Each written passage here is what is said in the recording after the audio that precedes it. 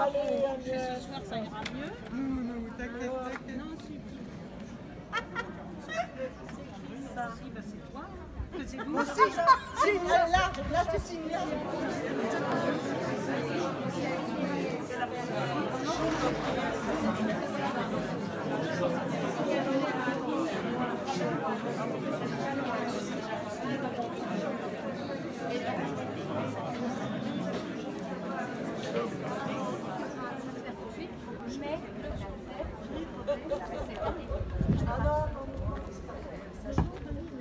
Super.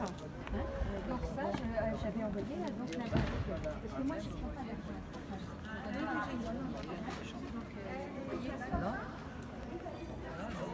Il y a sur Escarpin, il y a souvent l'après-midi. On prévoit Lourdes, Mont-Saint-Michel. On m'a dit 200, Vital. Ouais, t'as deux têtes, tu mets trois casquettes.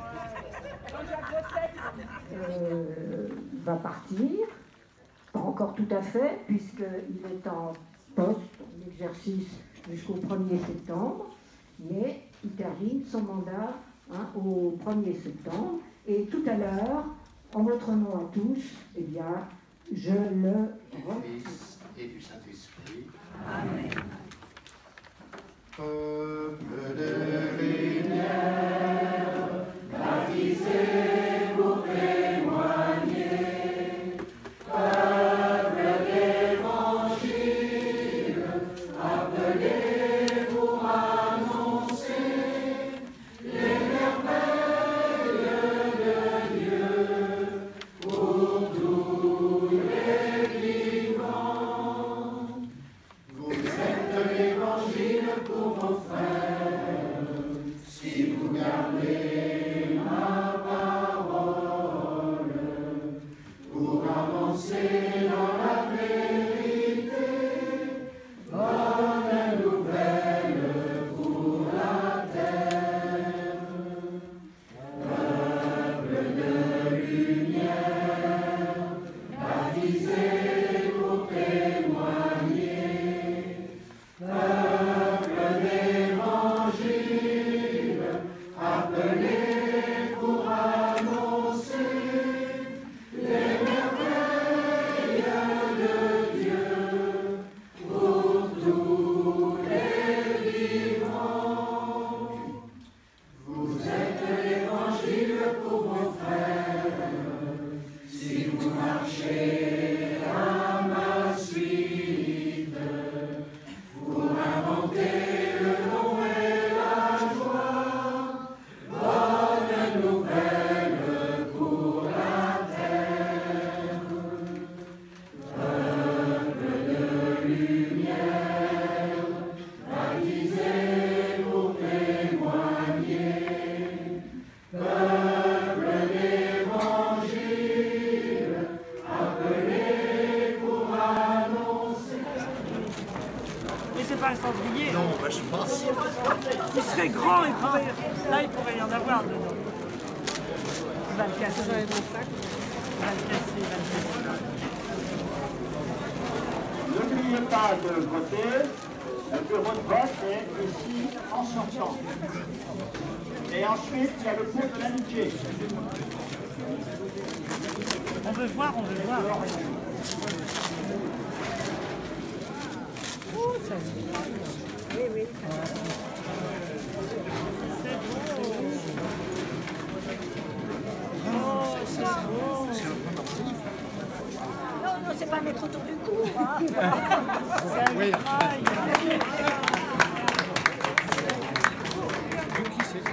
Très bonne idée. Désolée de quelques minutes de retard. Voilà, je circule en vélo et en fait aujourd'hui le trafic était un peu trop chargé. Et alors, merci de cette invitation à vous rencontrer, à partager ce petit moment de la journée avec vous autour de la question écologique et de Laudato Si. Je voudrais commencer par saluer le fait que vous ayez choisi ce thème Laudato Si et écologie. Et on pourrait dire que l'écologie, vous savez, quand on parle souvent d'écologie, de développement durable, tout de suite, on pense aux générations futures. Alors vous pourriez dire, en fait, voilà, c'est pas vraiment notre affaire, c'est plutôt l'affaire de ceux qui vont suivre. Et je pense que le fait que vous ayez choisi ce thème comme thème de votre rencontre dit pour moi clairement deux choses auxquelles j'adhère, je dirais. D'une part, le fait qu'aujourd'hui, quel que soit notre âge, on est tous responsables de cette question. Et donc, bon, je pense déjà avec les gens les plus proches, et donc vous avez sûrement des petits-enfants, et donc c'est eux sûrement qui vont devoir être les acteurs de cette transition écologique. Et donc, c'est une manière aussi de les aider et de les accompagner à pouvoir devenir ces acteurs de transformation. Mais également, et là je souligne fortement ça, la question écologique, ce n'est pas seulement un problème pour les générations qui vont venir après nous. C'est déjà un problème pour nous aujourd'hui, c'est une question présente. Et donc, voilà, ce n'est pas seulement le futur, c'est le présent déjà qui est aujourd'hui concerné par cette question. Donc, voilà. Donc, je vous propose une petite réflexion en 3 temps. Et je vais commencer par dire un petit peu ce que j'appellerais Laudato Si, un événement. Donc, c'est vous dire pourquoi cette encyclique, pour moi, c'est un événement. Et là, je prends le terme événement avec tout le sens fort du concept, c'est-à-dire un événement, vous savez, c'est quelque chose qui va marquer un avant et un après. Ce n'est pas juste une activité ponctuelle qui sort de l'ordinaire, c'est pas en ce sens-là que je parle d'événement. Je parle d'événement comme quelque chose qui marque la vie et qui va orienter la suite d'une manière différente. Donc voilà, je vais vous dire pourquoi. Je pense que Laudato Si est, en ce sens fort du terme, un événement. Deuxième temps, Laudato Si, la nouveauté, c'est-à-dire je vais là rentrer plus au niveau du contenu et vous dire quelques éléments de qu'est-ce que Laudato Si apporte de nouveau. Donc je vais essayer de nommer un petit peu ce qui pour moi sont les principales nouveautés qu'apporte cette encyclique. Et puis, troisièmement, Laudato Si, l'appel, comme dit ce petit livre, l'appel, à quoi cette encyclique nous appelle aujourd'hui concrètement. Et c'est dans ce troisième point que je vais essayer de vous dire comment je pense que vous qui êtes dans ce moment de la vie marqué par l'expérience et la sagesse, comment justement je pense que vous pouvez vous inscrire dans cette conversion écologique à laquelle le pape nous fait. 2 mots pour dire, oui, au niveau de la conférence des évêques. Hein, moi, je suis évêque depuis à peu près 17 ans. Donc, vous voyez, je suis senior, 72 ans. Donc, on est dans des mandats de 3 à 6 ans. J'étais au service du catéchuménat pendant 6 ans. J'étais aussi au conseil permanent, où là, on gère les affaires un peu de l'Église en France, si vous voulez, avec l'État, etc., hein, où on a des réunions régulières tous les mois, 3 jours tous les mois. Et puis là, donc, on m'a confié plutôt l'accompagnement. Je préfère le titre plutôt que chef. C'est pas en général, ma ligne de conduite, c'est plutôt l'accompagnement. Oui.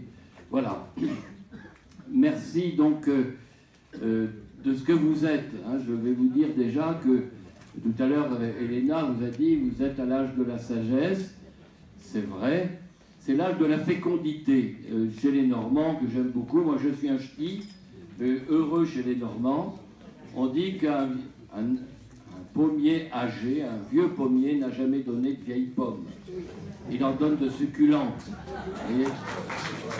Donc, nous sommes à l'âge non plus de l'efficacité, mais de la fécondité. D'abord, les questions que Monique a posées, un peu, quel est un peu notre rôle dans la société. quel est notre rôle aussi dans l'Église. J'accompagne encore, j'ai toujours été auprès des jeunes. Ça fait 50 ans maintenant. Je vais encore passer 8 jours à Lourdes avec 350 jeunes, quelques adolescents. Je vais partir à Rome, Assise, avec 200 ou 250. Et les jeunes me parlent essentiellement, non pas de leurs parents, mais de leurs grands, la veille de Pâques. Dieu sait s'ils ont développé ce thème de la précarité. Et alors, elle est avec un copain, elle est avec un compagnon, elle a 25 ans, et elle m'a parlé de la précarité de l'amour. Je ne sais pas si ça tiendra tout le temps. Vous savez, les hommes ne sont pas tellement fidèles, me dit-elle. La précarité. Donc nous sommes vraiment dans, je dirais, cette précarité. Il n'y a pas que la nature qui est en grande précarité. L'être humain, dans ce monde d'efficacité, est aussi en précarité. Et notre Église est en pleine précarité. De toute façon, on a beau faire nous noter. Au nom du Christ, chacun et chacune d'entre nous, au nom de cette mission que nous recevons, nous sommes appelés à être serviteurs au nom du Christ, que ce soit dans le monde ou dans l'Église. Mais nous savons aussi que le service peut devenir pouvoir. Et nous avons à nous demander pardon, peut-être les uns aux autres, dans les responsabilités que nous assumons. Aujourd'hui encore, quand les fils d'Israël lisent les livres de Moïse, un voile couvre leur cœur. Quand on se convertit au Seigneur, le voile est enlevé.